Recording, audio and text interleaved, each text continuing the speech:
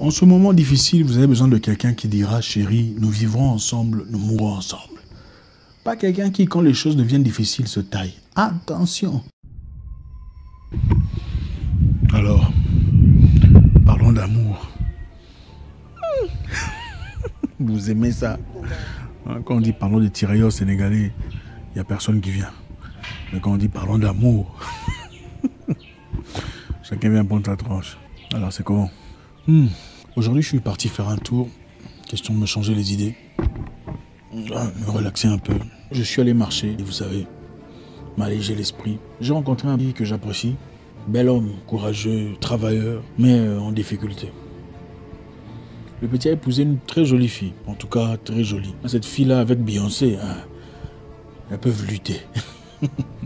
Mais après lui avoir donné de l'argent, vous savez, pour préparer ce moment très difficile que tout le monde traverse, le peu d'argent qu'on gagne, on essaie d'en faire le maximum possible, essayer d'acheter à manger, des réserves, essayer de s'équiper quoi, pour les choses les plus nécessaires, l'essentiel.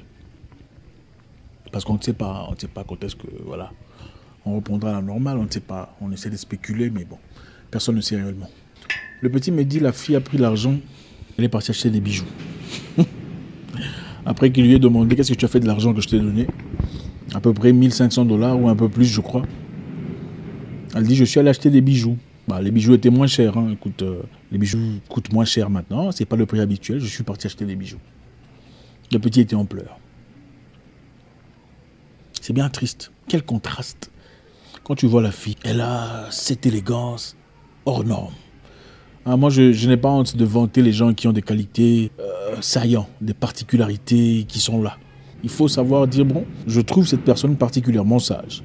Et cette femme c'est une fille élégante, qui a beaucoup de charme, qui s'exprime très bien. Elle est gentille aussi, elle est bien. Mais, quelle tristesse. C'est dur. Vous savez, si elle avait même acheté de l'or, hein, si tu achètes même des bijoux en or, on peut comprendre. Tu achètes des bijoux en or, voilà, c'est moins cher. Parce que de toute façon, l'or ne perd jamais sa valeur. Quand on achète de l'or, peu importe le temps, si ça coûtait 1000 $, tu peux revendre cet or après 5 ans, 6 ans. Il y a de fortes chances que tu retrouves tes 1000 $. L'or garde sa valeur. Mais des bijoux en pacotille, clairement des choses sans importance.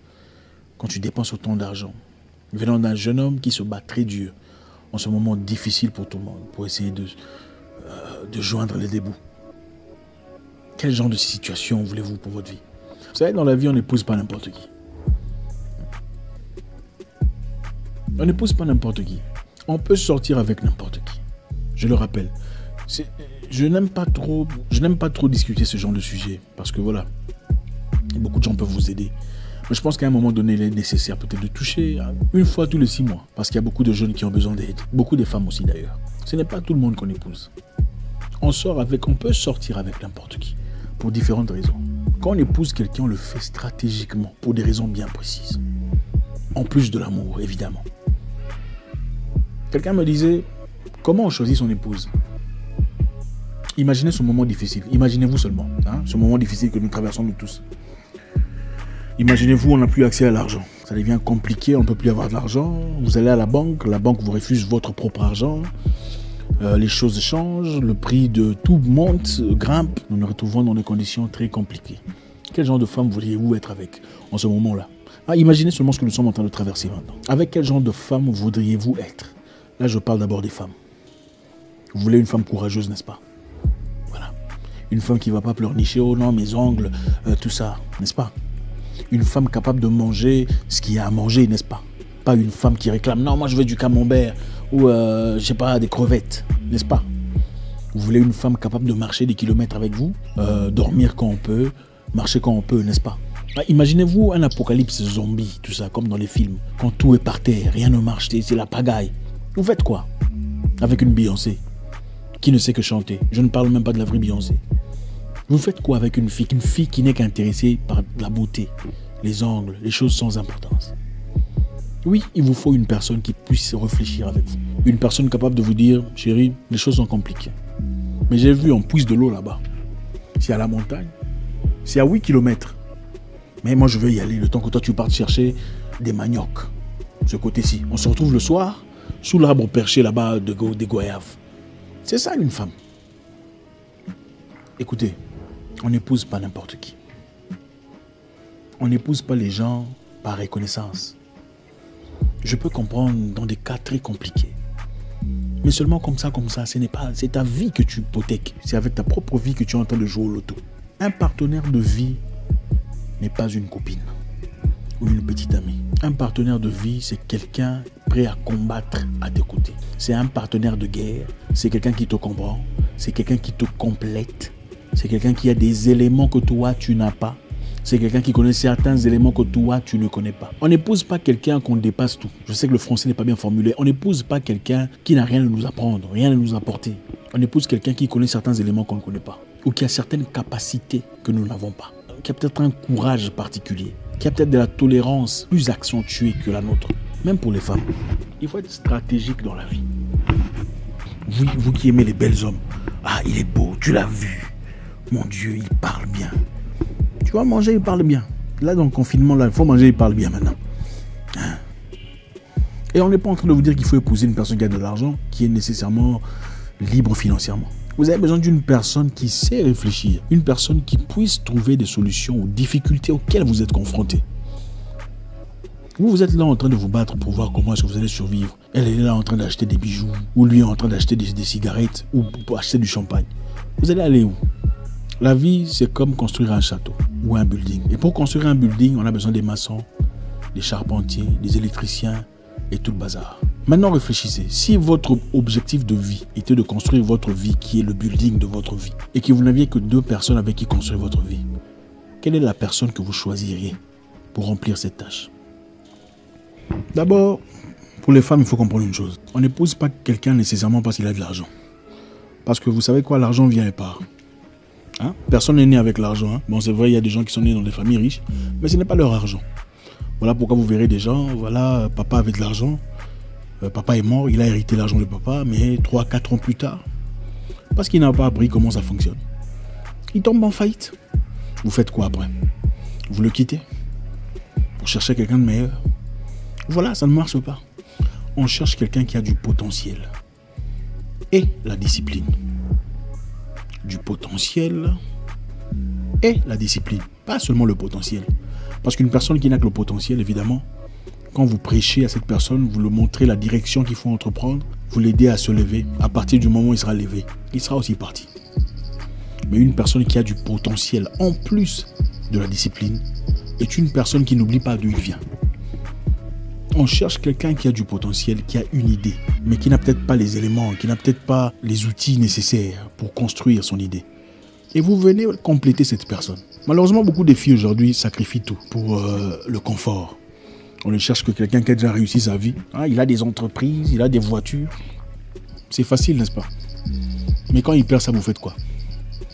Si la banque bloque son argent ici, on dit bon, que l'argent ne sort pas, parce que nous sommes en train de traverser un moment compliqué.